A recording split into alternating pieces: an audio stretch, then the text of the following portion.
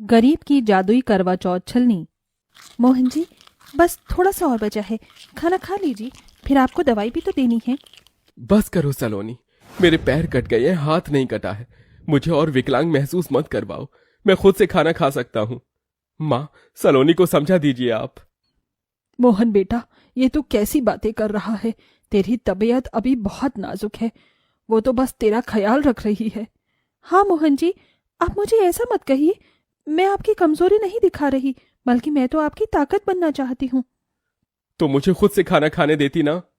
ये मेरा प्यार है जो मैं अपने हाथों से आपको खिला रही हूँ। आप गलत समझ रही हैं। एक हफ्ते से आपके सर से पट्टी भी नहीं उतरी है, और मुझे आपका ख्याल रखना अच्छा लगता है, तो करने दीजिए। मुझे माफ कर दो सलोनी, मैं तुम पर चिल्ला गया, पर क्या करूं, अपनी हालत देखकर गुस्सा आ जाता है। अब घर की सारी जिम्मेदारी कैसे उठेंगी? तुम पर तो नहीं छोड़ सकता ना। मेरी वजह से तुमने बाहर काम पर जाना शुरू कर दिया। मेरी चिंता क्यों कर रहे हैं? ये कहीं लिखा तो नहीं है कि घर की सारी जिम्मेदारी पति ही उठा सकते हैं? क्या मैं आपके कंधों का बोझ कम नहीं कर सकती? क्या मेरा ये पत्नी धर्म नहीं है? हाँ मोहन बेटा, बहुत सही कह रही है, तो उसकी चिंता मत कर, मैं रखूंगी ना उसका ख्याल। माँ, पिताजी, दादी, हम सब अब मेले में नहीं जाएंगे क्या? यहाँ दशहरे का मेला लगा था। नहीं बेटा, पिताजी की तबीयत ठीक नहीं है ना, और पैसे भी नहीं है। हम अगले साल दशहरे के मेले में चलेंगे सब। मैं कैसे जाऊंगा अपनी बेटी के साथ? भगवान ने तो मुझसे मेरा एक पैर छीन लिया। मोहन जी, जब भगवान किसी से कुछ छीन लेते हैं तो क्या वो हमेशा दुखी रहते हैं? नहीं, वो भी खुश रहना सीख जाते हैं।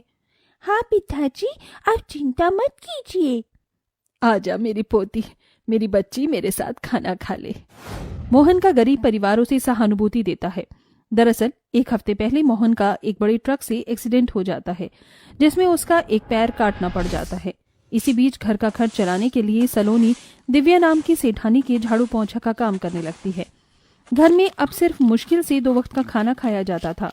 दिन गुजरते हैं। एक दिन सलोनी कुएं पर पानी भरने गई थी तो देखती है कि औरत भारी बाल्टी भरकर निकालते हुए कुएं में गिर जाती है। बचाओ, कोई मुझे बचाओ, मेरा हाथ छूट रहा है। हे भगवान, अनामिका तो कुएं में गिर गई, मुझे जल्दी से इसे बचाना होगा। तुम फिक्र मत करो, मैं तुम्हें बचाती हूँ, हाथ दो अपना। सलोनी अनामिका को अपना हाथ देकर बचाने की कोशिश करती है, उसे ऊपर तक थोड़ा ले आती है, पर हाथ छूट जाता है, जिससे ऐसा लगता है कि सलोनी ने अनामिका को धक्का दे दिया। और ये होता हुआ आसपास के सारे लोग देखकर सलोनी के लिए अपने मन में गलत धारणाएं बनाते हुए कहते हैं, हे भगवान, देखो देखो तो, इस हत्यारन गरीब सलोनी ने अनामिका को मार डाला, गिरा दिया उसे।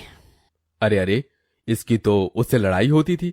लगता है इस सलोनी ने अनामिका को मार दिया। ये तो एक हत्यारन है।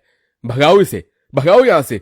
अब इसे हम यहाँ से पानी नहीं पीने देंगे। नहीं नहीं, अरे आप लोगों को गलतफहमी हुई है, मैंने ऐसा कुछ नहीं किया, मैं तो उसे बचा रही थी, वो पहले ही गिर गई थी। झूठ मत बोलो, तुमने ही उसे गिराया है। अब सबके सामने हाथ जोड़कर गिड़गिड़ाने लगती है वो, पर कोई उसकी एक भी बात नहीं मानता। उस पर पत्थर फेंकने लगते हैं सब, तो सलोनी वहां से बिना पानी लिए भाग जाती है। उसके घर पहुंचने पर कविता कहती है, बहू, ये तुझे क्या हो गया? ये तेरी हालत कैसे हो गई? माँ जी, मैंने कुछ नहीं किया, सब लोग मुझे गलत समझते हैं, मैं तो उसको बल्कि बचाना चाहती थी, लेकिन तू कांप क्यों रही है इतना? डर डर कर बोल रही है, ठीक से बता मुझे क्या हुआ। फिर रोते हुए सलोनी अपनी सास को सब कुछ बता देती है। फिर कविता उसे संभालती है, रात को अपने हाथ से खाना खिलाती है। अगले दिन जब वो काम पर जाती है तो उसकी मालकिन कहती है, तू यहाँ पर क्या कर रही है हत्यारन?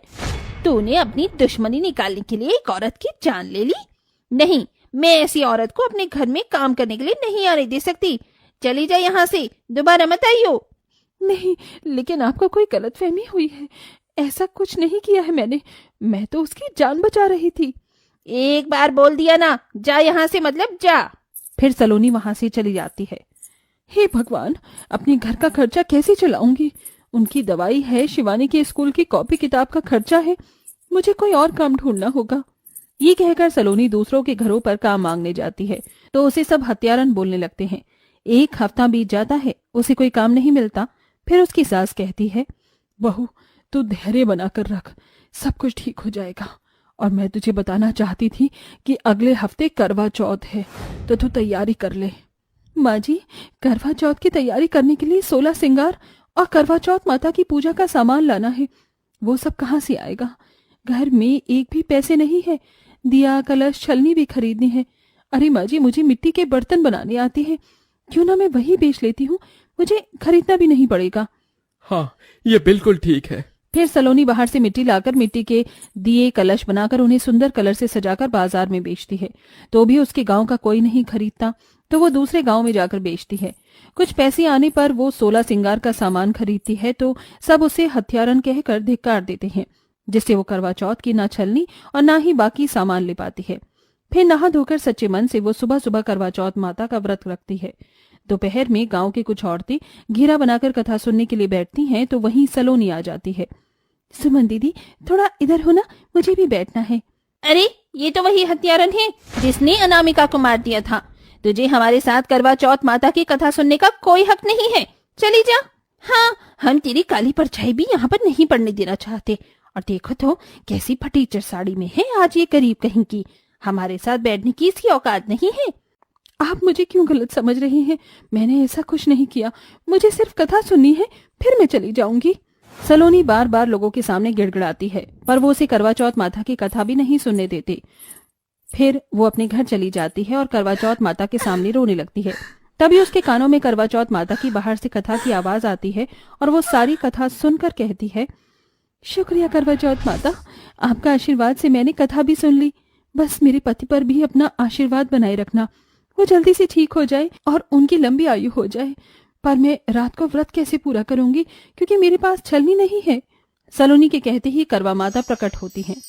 पुत्री, तुम्हारे सच्चे संकल्प से मैं प्रसन्न हूँ और तुम्हारे पति की आयु दीर्घ आयु करने का वरदान देती हूँ।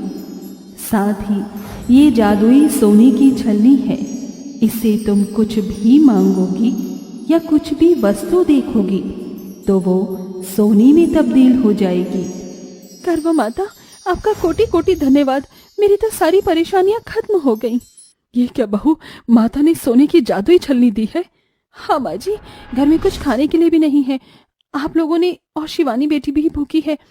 1 मिनट, जादुई सोने की छलनी, मेरे घर में खाने का अन्न नहीं है, कृपया करके अन्न प्रकट करो। तभी जादुई सोने की छलनी से ढेर सारा राशन खाना प्रकट होता है, जिससे सास और पोती बड़े चाव से खाते हैं। अरे वाह माँ, कितने दिनों बाद मैं इतना अच्छा खाना खा रही हूँ। बहू, जरा ये ईंट को छलनी से देख। जी माँ जी।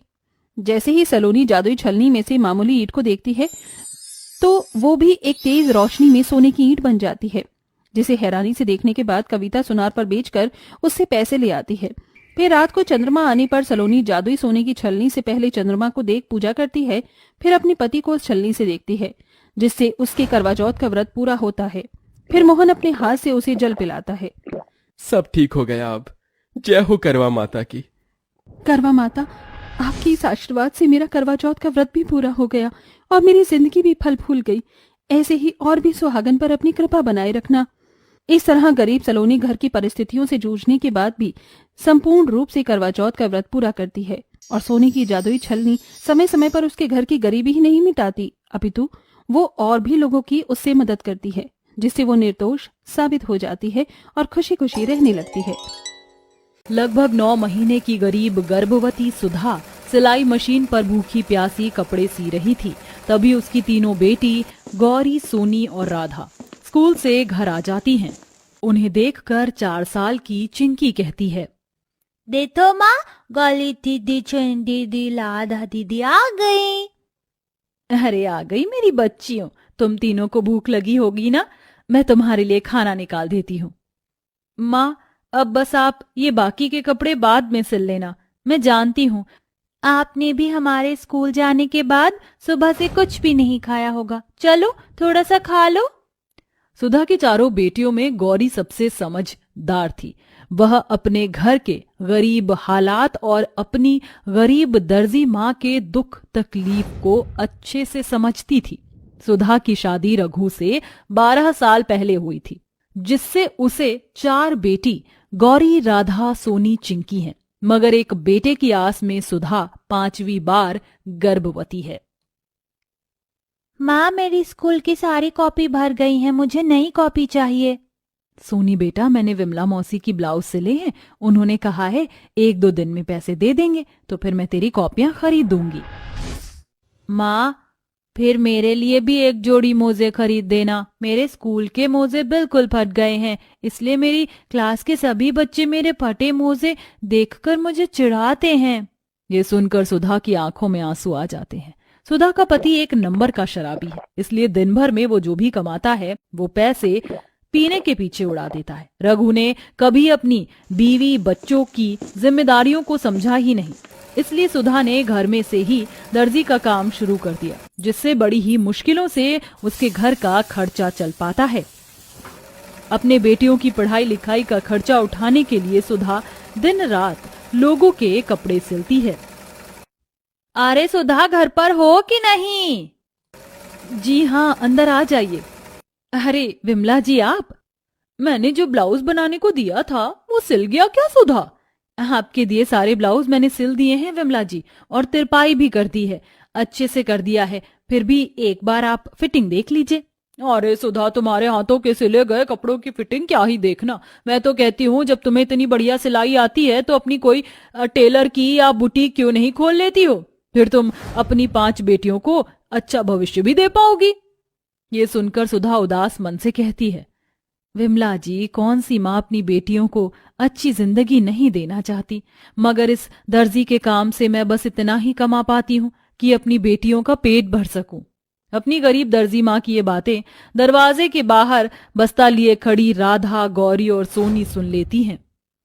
तुम चिंता मत करो माँ, एक दिन हम तुम्हारे सपने को जरूर पूरा कर दिखाएंगी। ये लो सुधा, सिलाई के पैसे। पैसे लेकर गरीब दर्जी सुधा आंसू भरी आंखों से विमला को देखकर कहती है, आपका बहुत बहुत शुक्रिया विमला जी। आप नहीं जानती इस वक्त मुझे इन पैसों की कितनी ज्यादा जरूरत थी। अब मैं चलती हूँ। सिलाई के बदले मिले पैसों से सुधा अपनी बेटियों के लिए किताब और मोजे खरीद देती है। वो हर दिन बस भगवान से एक ही प्रार्थना किया करती, हे भगवान, दया करके बस इस बार मुझ गरीब दर्जी माँ को एक बेटा दे देना। ऐसे ही समय बीतता है और सुधा को हर बार की तरह 5वीं बार भी बेटी ही होती है, जिसके लिए उसका पियक्कड़ पति रघु उसे बहुत कोसता है। साली थू, तो जैसी औरत पर लानत है लानत। हर बार की तरह इस बार भी तुझे बेटी ही हुई है। अब मैं तुझे और तेरी बेटियों को कमा कर नहीं खिलाने वाला। जिंदगी भर भी आंखें गड़ा गड़ा कर दर्जी का काम करके भी तो इन 5 में से किसी एक के भी दहेज का पैसा नहीं जोड़ पाएगी। रघु की बातें गरीब सुधा को पूरी तरह से तोड़ कर रख देती हैं। समय बीतता है, अब 6 महीने बीत जाते हैं। सुधा लगातार लोगों के कपड़े सिलती है। एक दिन जब उसकी तीनों बेटियां स्कूल जाती हैं तो स्कूल के प्रिंसिपल दुबे जी एक अनाउंसमेंट करते हैं, good morning all the students. 2 दिन बाद हमारे स्कूल में दिवाली का फेयरवेल सेलिब्रेशन है, जिसका थीम है गॉर्जियस गाउन। इसलिए उस दिन सभी लड़कियां गाउन पहनकर आएंगी और जीतने वाले को 1st, 2nd और 3rd के आधार पर इनाम में 50, 25 और 10,000 रुपए दिए जाएंगे। ये सुनकर सोनी, राधा और गौरी बातें करने लगती हैं। गौरी दीदी, अगर हम तीनों ये कंपटीशन जीत गई तो वो पैसे हमें मिलेंगे और उससे हम माँ की बुटीक खोलने में मदद कर पाएंगे। ये सुनकर अमीर, शनाया और परी उन तीनों की गरीबी का मजाक बनाती हैं। अच्छा जी, तो तुम तीनों भिखमंगिन को ये लगता है कि ये इनाम तुम जीत जाओगी? फटी चिटी स्कूल ड्रेस पहनकर तो पढ़ने आती हो, तुम्हारी गरीब दर्जी माँ तुम्हें गाउन कहाँ से दिलाएगी? जाओ जाओ, ये तुम्हारे बस की बात नहीं। तीनों उदास मन से घर आ जाती हैं और अपनी माँ सुधा को सारी बात बताती हैं। माँ, तुम हमारे लिए एक सुंदर सा गाउन खरीद दो ना। मेरी बच्चियों, जब तुम्हारी गरीब दर्जी माँ के पास फुटपाथ से कपड़े खरीदने तक के पैसे नहीं तो मैं इतने महंगे गाउन कहाँ से खरीद कर लाऊंगी? ये सुनकर राधा और सोनी अपनी माँ से नाराज होकर गुस्से में कहती हैं, ठीक है माँ, हम अपना गाउन खुद खरीद कर लाएंगे। चल सोनी, हम अपनी ये भरी हुई कॉपी रद्दी वाले को बेच आते हैं। हाँ, इससे हमें थोड़े बहुत पैसे मिल तो जाएंगे। इतने में कुछ कॉपियां हाथों से छूटकर सुधा के सामने गिर जाती हैं और सुधा कहती है, रुको, तीनों को गाउन ही चाहिए ना? मैं इन कागज से तुम्हारे लिए गाउन बना सकती हूँ, पर तुम्हें भी मेरी मदद करनी होगी। हम आपकी मदद करेंगे ना माँ। फिर तो कागज का गाउन बनाने में मैं भी आपकी मदद कर लूंगी दीदी, ताकि बच्चे आ जाएंगे तो हम भी गरीब से अमीर हो जाएंगे। 4 साल की मासूम पिंकी के मुंह से ये सुनकर उसकी तीनों बड़ी बहनों और उसकी दर्जी माँ की आंखों में भी आंसू आ जाते हैं, जिसके बाद वह चारों बड़ी सावधानी से साबुत कागज फाड़ फाड़ कर सुधा को देती हैं और वह गाउन सिलना शुरू करती है। थोड़ी ही देर में कागज का एक गाउन तैयार हो जाता है। तभी सुधा हिचकिचाते हुए गौरी से पूछती है, गौरी बता बेटी, कैसा सिला है ये कागज का गाउन? माँ, आपने ये कागज का गाउन बहुत ही सुंदर सिला है, मगर ये बिल्कुल सादा है। मैं कुछ करती हूँ। ये कहकर गौरी स्टेशनरी से कुछ रंग बिरंगे ग्लेस पेपर खरीद कर लाती है और उनसे फूल बनाकर कागज के गाउन पर गोंद से चिपकाकर उसे सजा देती है, जिसके बाद उस गरीब दर्जी माँ का सिला हुआ कागज का गाउन देखने में बहुत ही खूबसूरत लगने लगता है। इसके बाद अपनी बाकी की दोनों बेटियों के लिए भी अलग अलग डिजाइन के गाउन सिलती है, जिसमें वह सोनी के लिए बहुत ही बढ़िया बैकलेस गाउन सिलती है तो राधा के लिए कागज से सिंड्रेला गाउन सिलती है। अगले दिन तीनों सुधा का सिला कागज का गाउन पहनकर स्कूल जाते हुए अपनी दर्जी माँ के पैर छूती हैं। माँ, अपनी तीनों बेटियों को आशीर्वाद दो माँ। सुधा खुशी भरे दिल से अपनी तीनों बेटियों को रोते हुए आशीर्वाद देती है। तुम्हारी इस गरीब माँ का आशीर्वाद हमेशा तुम्हारे साथ है मेरी बच्चियों। माँ, आप 11 बजे से पहले मुनिया और चिंकी को लेके स्कूल में ले आना, क्योंकि हमारे जीत का इनाम आपको ही तो मिलेगा। अपनी गरीब दर्जी माँ से ये कहते हुए राधा की आंखों में एक बड़ा विश्वास दिखाई दे रहा था। गौरी, सोनी और राधा जब अपनी माँ का सिला हुआ कागज का गाउन पहनकर स्कूल पहुंचती हैं तो स्कूल की लड़कियों से लेकर टीचर और प्रिंसिपल भी उनके कागज के खूबसूरत गाउन को देखते ही रह जाते हैं। तभी शनाया अंदर ही अंदर उनके कागज के गाउन को देखकर चिढ़ते हुए उनका मजाक उड़ाती है। क्यों रे गौरी, तेरी गरीब दर्जी माँ की औकात इतनी भी नहीं थी क्या कि वो तुम्हें एक गाउन सिला सके? रद्दी कागज से गाउन बना दिया। देख लेना, जीतूंगी तो मैं ही, क्योंकि मेरा गाउन पूरे 50,000 का है, समझी?